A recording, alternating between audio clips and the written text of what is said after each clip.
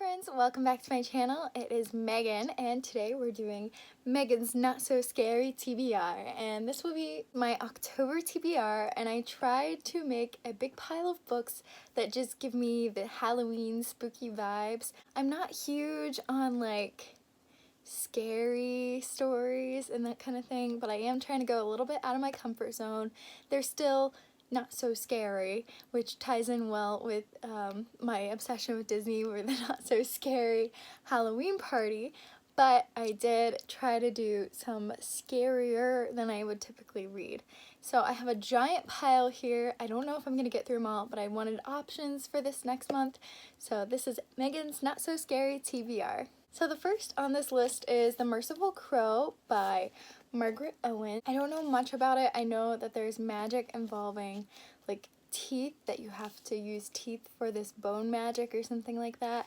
There's a prince, there's a fugitive, all kinds of stuff, and it just sounds very spooky. I mean, even the front cover looks kind of Halloween spooky-ish. So this is number 1 on the list. Next on the list is The House of Salt and Sorrows by Erin A. Craig, and this tells the story of the 12 Dancing Princesses, but it is a dark retelling. So this is obviously spooky, Halloween vibey. I'm so excited about this one, so I hope I get to this one in October, but it's probably top of the list for next month. Next is a book I got in Owl Crate, and that is The Haunting of Hill House by Shirley Jackson.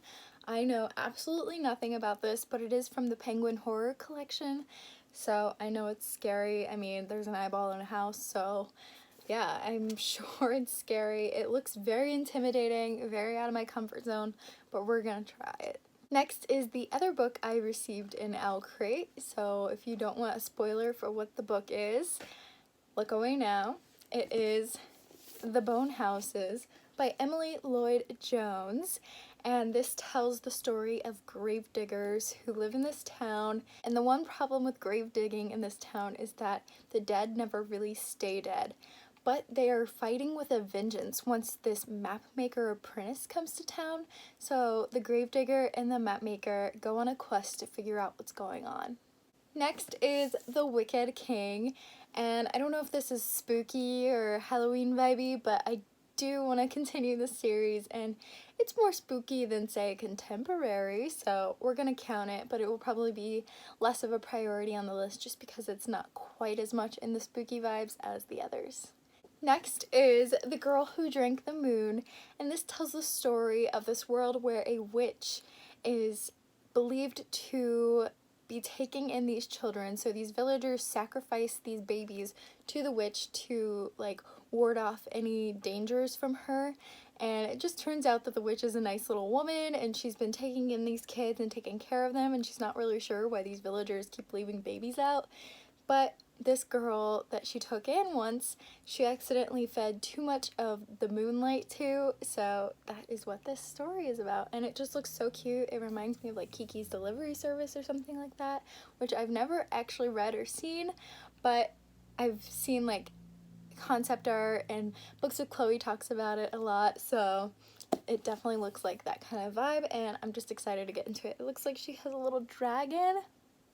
Yeah, this is gonna be awesome. Next is Wicked Saints by Emily A. Duncan, and I don't know what this is about. I know there's a lot of controversy with this author, but I do want to just read it for myself, figure out how I feel about the book. Other than that, it says stuff like this gothic jewel, dark, bloody, and monstrously romantic, seductively dark and enchanting, so I think this is definitely good for a spooky Halloween vibe month.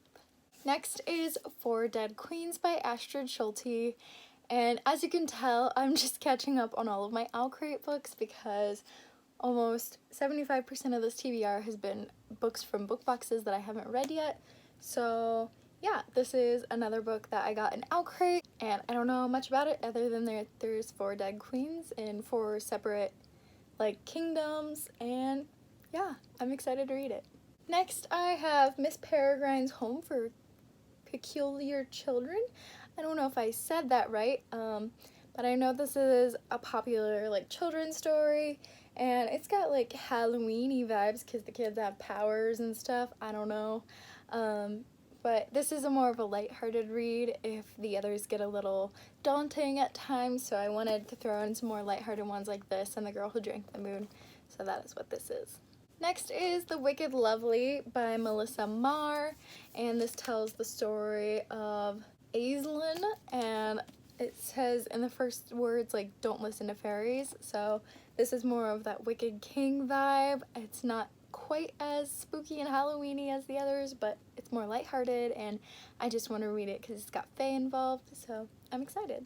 And the next one is Sorcery for Beginners, which tells the story of this book actually being left out in the world, and a 13-year-old or young teen comes across it, and the whole sorcerer realm kind of gangs up against him to get the book back. It kind of reminds me of Death Note from what I've heard of that series, just about how like a kid finds a book and uses it.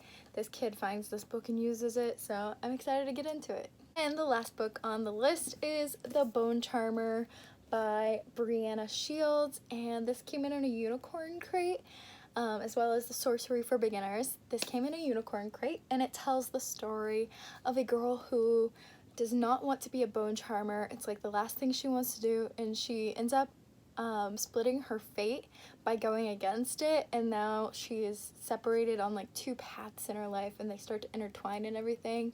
So it's supposed to be a really cool concept, and I'm definitely excited to read it. Let me know if any of these books are on your TBR as well for October, and I will check in with you guys in my next video. Bye friends!